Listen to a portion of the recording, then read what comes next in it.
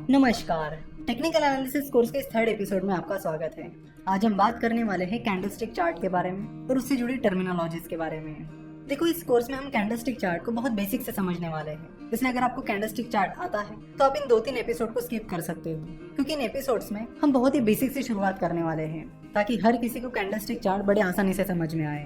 Technical analysis करने के लिए जिस चार्ट का उपयोग किया जाता है उसका नाम है कैंडलस्टिक चार्ट। वैसे अलग अलग टाइप्स के और भी चार्ट्स होते हैं, जैसे कि line chart, bar chart etcetera, लेकिन उनसे अच्छे से एनालिसिस नहीं हो पाता है। डिटेल टेक्निकल एनालिसिस के लिए आपको कैंडलस्टिक चार्ट ही लगता है, जिसके बारे में हम यहाँ से आगे बात करने वाले हैं। कैंडलस्टिक चार्ट को शुरू करने से पहले हम फिर से एक बार टेक्निकल एनालिसिस को ओवरव्यू करते हैं। देखो, टेक्निकल एनालिसिस हमें बताता है कि जो घटनाक्रम पहले घट चुका है वो फिर से घट सकता है। जैसे कि अगर पिछले कुछ हफ्तों से मंडे को ज्यादा बारिश हो रही है, ट्यूसडे को ज्यादा बारिश हो रही है और वेंसडे को कम बारिश हो रही है, और पिछले कुछ हफ्तों से हर हफ्ते में ऐसा ही हो रहा है, मंडे को ज्यादा बारिश, ट्यूसडे को भी ज्यादा बारिश और वेंसडे को कम बारिश, तो टेक्निकल एनालिसिस ये प्रेडिक्ट करेगा कि आने वाले हफ्ते में भी अगर मंडे को ज्यादा बारिश होती है, ट्यूसडे को भी ज्यादा बारिश होती है, तो वेंसडे को बारिश कम होगी। तो टेक्निकल एनालिसिस हमें ये बताता है कि जो घटनाक्रम पहले घट चुका है वो फिर से घट सकता है, और यही टेक्निकल एनालिसिस का बेस है। अब ऐसा कई बार होता भी है कि जो घटनाक्रम पहले घट चुका है वो फिर से नहीं घटता है, नेक्स्ट टाइम कुछ अलग ही हो जाता है। तो ये टेक्निकल एनालिसिस के कुछ लिमिटेशंस है, इन्हें ध्यान में रखकर ही आपको टेक्निकल एनालिसिस करना होगा, क्योंकि ऐसा कहा जाता है कि change is the only constant, यानी बदल ही सृष्टि का नियम है। तो कई बार ऐसा होता है कि जो चीज पहले घट चुकी है वो नहीं घटती है, कई बार हिस्ट्री रिपीट नहीं होती है। तो टेक्निकल एनालिसिस के इस लिमिटेशन को आप जरूर ध्यान में रखिए। तो चलिए शुरू करते हैं कैंडलस्टिक चार्ट से। कैंडल कुछ इस तरह दिखती है। इसे कैंडल या कैंडलस्टिक कहते हैं क्योंकि ये कैंडल की तरह दिखती है, और कैंडलस्टिक चार्ट में जो भी अलग अलग पैटर्न्स हैं उन्हें अलग अलग नाम दिए गए हैं, और जिस तरह से वो दिखते हैं उसी तरह के उनके नाम हैं। तो यहाँ कैंडल में ये जो पार्ट है इसे कहते हैं बॉडी। ये कैंडल की बॉडी है, और इस बॉडी के ऊपर एक लाइन है और नीचे एक लाइन है। ऊपर की लाइन को कहते हैं अपर शैडो, और नीचे की जो लाइन है उसे कहते हैं लोअर शैडो। कैंडल की जो बॉडी होती है वो 2 तरह की होती है, ग्रीन बॉडी और रेड बॉडी। चलो तो इन दोनों कैंडल्स को देखते हैं। एक वो कैंडल जिसकी बॉडी ग्रीन है और एक वो कैंडल जिसकी बॉडी रेड है। जिस कैंडल की बॉडी ग्रीन होती है उसे बुलिश कैंडल भी कहा जाता है, और जिस कैंडल की बॉडी रेड होती है उसे बियरिश कैंडल कहा जाता है। अगर आप टेक्निकल एनालिसिस सीख रहे हो और जापानीज कैंडलस्टिक चार्ट का उपयोग कर रहे हो तो आपको बुलिश और बियरिश इन दोनों चीजों का मतलब पता होना जरूरी है। अगर आपको इन दोनों का मतलब पता नहीं है तो हम शॉर्ट में आपको इन चीजों का मतलब समझा देते हैं, क्योंकि ये टेक्निकल एनालिसिस का बेस है और आपका बेस स्ट्रॉन्ग होना बहुत ज्यादा इंपॉर्टेंट है। देखो, सिंपल भाषा में बात की जाए तो बुल का मतलब होता है तेजी और बियर का मतलब होता है मंदी। बुल यानी बेल नीचे से ऊपर की तरफ अटैक करते हैं, इसलिए जब शेयर प्राइस ऊपर जाती है तो उसे बुलिश पैटर्न कहते हैं। वही बियर यानी भालू ऊपर से नीचे की तरफ अटैक करते हैं, इसलिए जब शेयर प्राइस गिरने लगती है तो उसे बियरिश पैटर्न कहते हैं। तो इस तरह बुल और बियर एक दूसरे के अपोजिट होते हैं। बुल मतलब शेयर प्राइस ऊपर जा रही है, वही बियर मतलब शेयर प्राइस नीचे जा रही है। तो इससे आपको पता चल ही गया होगा कि बुलिश कैंडल का मतलब क्या होता होगा और बियरिश कैंडल का मतलब क्या होता होगा। बुलिश कैंडल का मतलब है कि शेयर प्राइस उस दिन या उस पीरियड में ऊपर गई है, और बियरिश कैंडल का मतलब होता है कि शेयर प्राइस उस दिन या उस पीरियड में गिर गई है या नीचे आ गई है। तो चलो तो पहले ग्रीन कैंडल की बात करते हैं। जिस कैंडल की बॉडी ग्रीन कलर की होती है उसे ग्रीन कैंडल कहते हैं। तो चलो देखते हैं कि ग्रीन कैंडल क्या इंडिकेट करती है, और ग्रीन कैंडल से हमें open price, close price, high price और लो प्राइस कैसे पता चलती है। तो चलिए देखते हैं। चलो मान लेते हैं कि ये ग्रीन कैंडल किसी पर्टिकुलर डे का ग्रीन कैंडल है।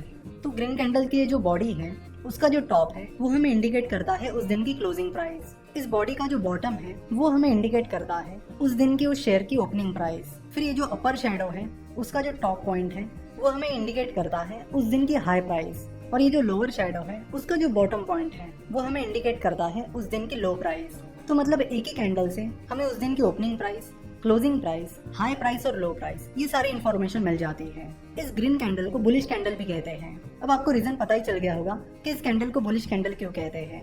इस कैंडल को बुलिश कैंडल इसलिए कहते हैं क्योंकि इस कैंडल की क्लोजिंग प्राइस उसकी ओपनिंग प्राइस से ज्यादा है, यानी उस दिन उस शेयर की प्राइस बड़ी है। अब बात करते हैं रेड कैंडल के बारे में।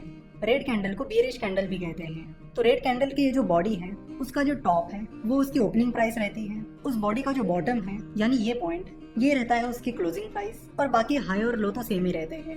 यानी अपर शैडो का जो टॉप है वो है हाई प्राइस और लोअर शैडो का जो बॉटम है वो है लो प्राइस। तो ग्रीन और रेड कैंडल में मेन डिफरेंस आता है ओपन और क्लोजिंग में।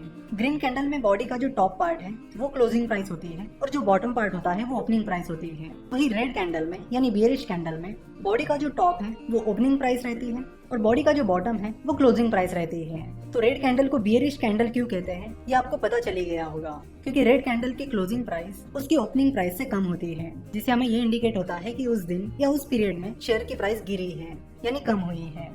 तो कैंडलस्टिक की ये सारी चीजें बहुत बेसिक है और ये आप परमानेंटली याद रखिए कि ग्रीन कैंडल की ओपनिंग और क्लोजिंग प्राइस क्या होती है और रेड कैंडल की ओपनिंग और क्लोजिंग प्राइस क्या होती है। तो ये चीज आप याद रखिए कि ग्रीन कैंडल में क्लोजिंग प्राइस उस बॉडी का अपर पार्ट होता है, क्योंकि ग्रीन कैंडल में क्लोजिंग प्राइस ओपनिंग से ज्यादा होती है। वही रेड कैंडल में क्लोजिंग प्राइस कैंडल का बॉटम पार्ट होता है, क्योंकि रेड कैंडल में क्लोजिंग प्राइस ओपनिंग प्राइस से कम होती है। तो ये चीज आप परमानेंटली याद रखिए। बाकी हाई और लो दोनों के लिए सेम होते हैं, यानी अपर शैडो का टॉप पॉइंट हाई होता है और लोअर शैडो का बॉटम पॉइंट लो होता है। तो जब भी कहीं पर आपको ग्रीन बॉडी मिले तो आप समझ लेना कि उस दिन की क्लोजिंग प्राइस उस दिन की ओपनिंग प्राइस से ज्यादा थी, और जब भी आपको रेड कैंडल मिले तो आप समझ लेना कि उस दिन की क्लोजिंग प्राइस उस दिन की ओपन प्राइस से कम थी। चलो तो इसे एक एग्जांपल की मदद से समझते हैं ताकि आपका बेसिक बहुत क्लियर हो जाए।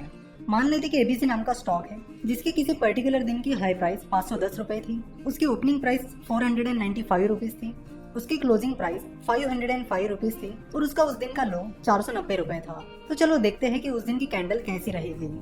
उस दिन की हाई प्राइस 510 रुपए थी, इसलिए यहाँ पर 510 आएगा। उस दिन की लो प्राइस 490 रुपीज थी, तो यहाँ पर 490 आएगा। अब देखते हैं कि क्लोजिंग प्राइस ओपनिंग प्राइस से ज्यादा थी या कम थी। तो क्लोजिंग प्राइस ओपनिंग प्राइस से ज्यादा थी, यानी उस दिन की क्लोजिंग प्राइस 505 रुपए थी और ओपनिंग प्राइस 495 रुपीज थी।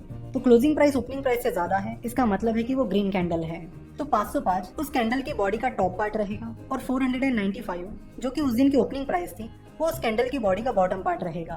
वही अगर किसी दिन उस शेयर की हाई प्राइस 510 रुपए होती, ओपनिंग प्राइस 505 रुपए होती, क्लोज प्राइस 495 रुपीज होती और लो प्राइस 490 रुपीज होती, तो फिर वो कैंडल कैसे दिखती? तो उस दिन की हाई प्राइस 510 रुपए थी जो कि अपर शैडो का टॉप पार्ट रहेगा। उस दिन की लो प्राइस 490 रुपीज थी जो कि लोअर शैडो का बॉटम पार्ट रहेगा। अब उस दिन की क्लोजिंग प्राइस उस दिन की ओपनिंग प्राइस से कम थी, यानी क्लोजिंग प्राइस 495 रुपीज थी, वही ओपनिंग प्राइस 505 रुपीज थी। तो यहाँ पर क्लोजिंग प्राइस ओपनिंग प्राइस से कम थी, इसलिए ये रेड कैंडल बनेगी और उसकी क्लोजिंग प्राइस उस बॉडी का बॉटम पार्ट रहेगी और उसकी ओपनिंग प्राइस उस कैंडल की बॉडी का टॉप पार्ट रहेगी। आशा करते कि आपको कैंडल अच्छे से समझ में आ गई होगी और अब आप आसानी से पहचान पाओगे कि रेड कैंडल में ओपनिंग प्राइस क्या होती है और क्लोजिंग प्राइस क्या होती है, साथ ही ग्रीन कैंडल में ओपनिंग प्राइस क्या होती है और क्लोजिंग प्राइस क्या होती है। नेक्स्ट पार्ट में हम आगे बढ़ेंगे और कुछ इंटरेस्टिंग पैटर्न्स के बारे में बात करेंगे। आशा करता हूँ कि इस एपिसोड में हमने जिन बेसिक्स के बारे में बात की वो आपके क्लियर हो गए होंगे, और इस एपिसोड में हमने जो बेसिक्स के बारे में बात की है वो क्लियर होना कैंडलस्टिक सीखने के लिए बहुत ज्यादा इंपॉर्टेंट है, इसलिए हमने कुछ चीजें एक दो बार रिपीट भी की है। आशा करता हूँ कि आपको आज का एपिसोड पसंद आया होगा। स्टॉक मार्केट, फाइनेंस और इन्वेस्टमेंट के बारे में और जानकारी के लिए आप हमारी वेबसाइट www.finnovations.com विजिट कर सकते हो। हमसे जुड़े रहने के लिए आप हमें फेसबुक, ट्विटर और इंस्टाग्राम पर फॉलो कर सकते हो। आज के एपिसोड देखने के लिए आपका बहुत बहुत धन्यवाद।